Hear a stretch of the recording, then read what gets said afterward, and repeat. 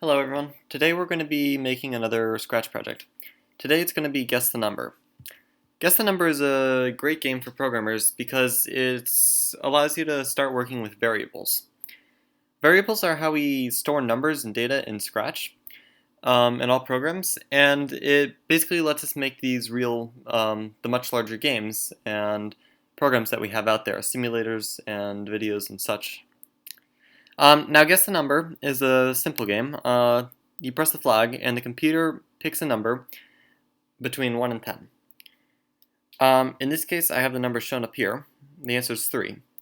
However, in the real game the player would not see this.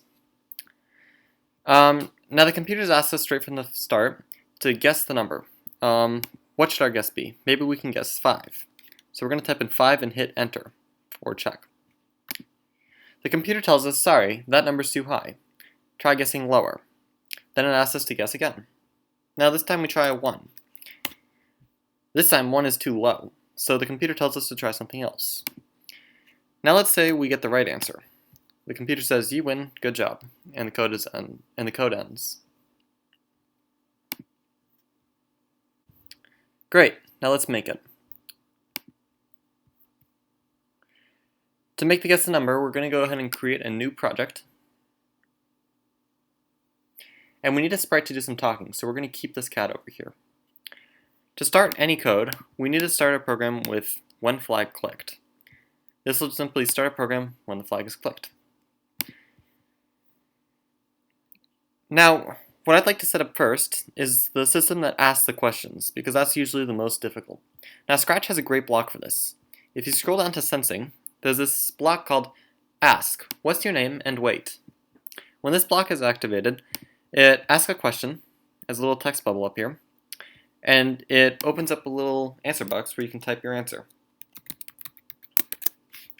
When you hit enter, the code continues, and it stores your answer in a little variable, mini variable, called answer.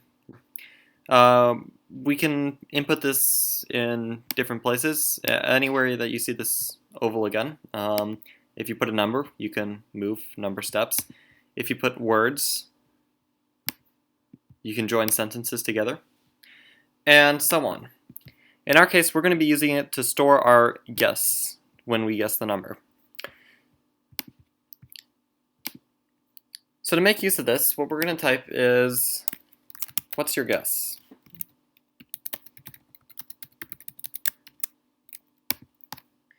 And when we run our program, it's going to ask that question.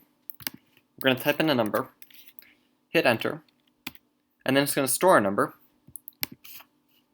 in this answer block, as mentioned before, 17. Now, in order to see if our guess is correct, we need to actually have a number that we're guessing. So to do this, we're going to have the computer decide what the number is. We're going to use two blocks here. We're going to use the randomization, pick a random number between 1 and 10, and that's going to find our number. That's how the computer is going to find our number. And we're also going to go to variables and use this new block called make a variable and type in and call it the number. Now by default, the number is visible up here, and when we click on this oval, it tells us what the number is. This is how we can use it in our code. In order to change the number, we have two blocks, set and change. Set, the set block sets a variable to a specific number. For example, we can set the number to 5, and now it is 5. We can set the number to 10, and then it'll be 10. We can set it to a negative number, a decimal,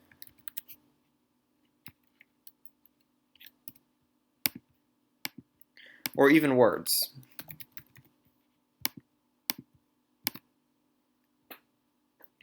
If we chose to put in a number, like let's say 5, we can use this change block to change the number by a certain value.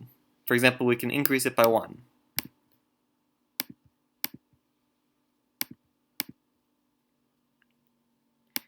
By the way, if you want to test for yourself, you can click blocks and they will activate on their own without you having to add any sort of trigger This is used for debugging, and so you can easily figure out what your code's doing by using these blocks, using this feature. So for now what we're going to need is just this set the number to 5. And rather than setting it to 5, because that would be the same number every time, we're going to grab this randomization block and we're going to put it inside the variable.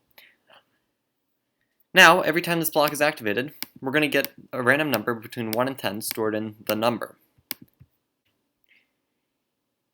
Now, because we're trying to guess the number, we obviously have to set it before we ask the question, what's our guess? So we're going to drag this and put it right after the flag is clicked. Now when we run our code, we'll see that the number gets set to 5, in this case, and we're asked, what's our guess? Now we can type in anything here. Let's say 5 for now. And that's it for the code, because we don't have anything else. But now, the important thing is that we have 2 variables stored here. We got our answer and the correct answer. In this case, they're both 5, because we guessed the right number. And how we're going to tell the computer this is we're going to use something called an if statement. Hopefully if you're using variables, you're familiar with this one. But an if statement is used to tell a code to only happen if something is true. And in this case, what we're testing for is if our answer is correct, or in other words, if our answer is equal to the correct answer. If our answer is equal to the number that we're trying to guess. In this case, our guess was 5, and the actual number was 5. So 5 equals 5, that means, yeah, you've won. And so we're going to do just that. Say, yay, you got the number.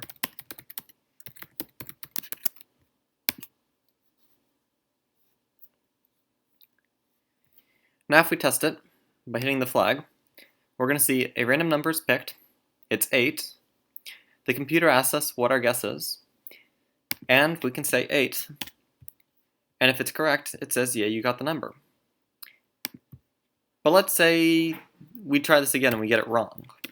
Nothing happens. The computer code just ends. To fix this, what we're going to do is we're going to use something called a loop to repeat our program until the player gets it correct.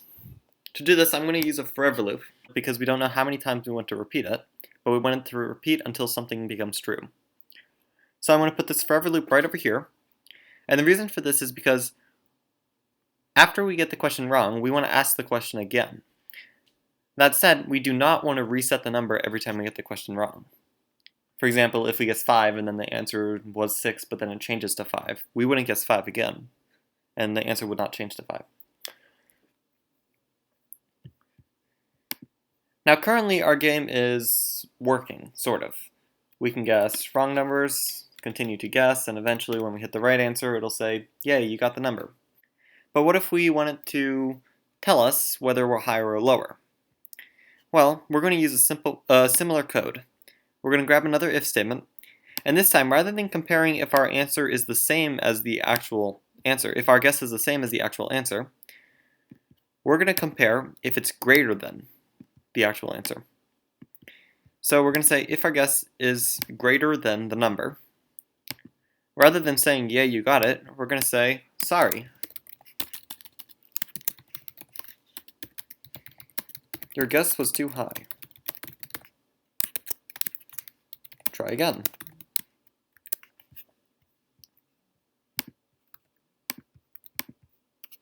Now when we try it, if we type in a number that's too high, let's say 11, because that will always be higher than whatever the number is, and we hit enter, it says, sorry, your guess was too high. Try again.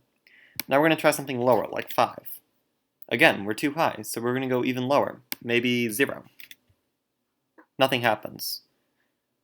Let's try 1, and 1 worked. Great.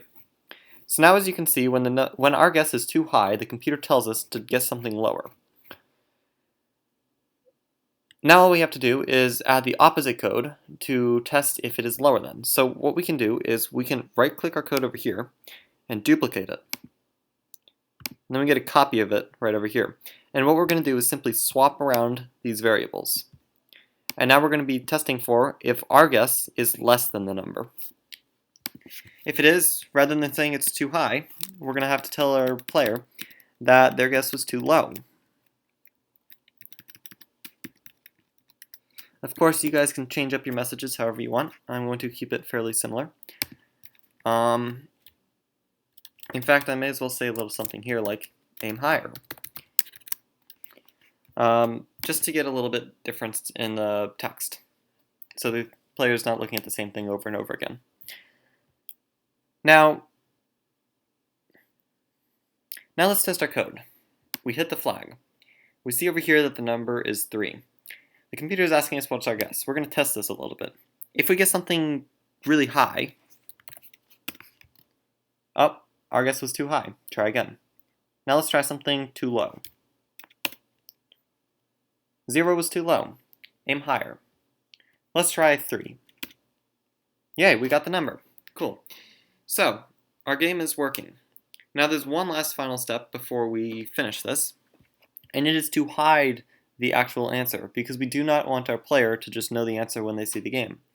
So what we're going to do is we are going to navigate over to the variables section, uncheck this box right over here, and that'll make our answer disappear from the screen. We're going to go to sensing and do the same thing with the variable answer. That basically is testing for what our guess is.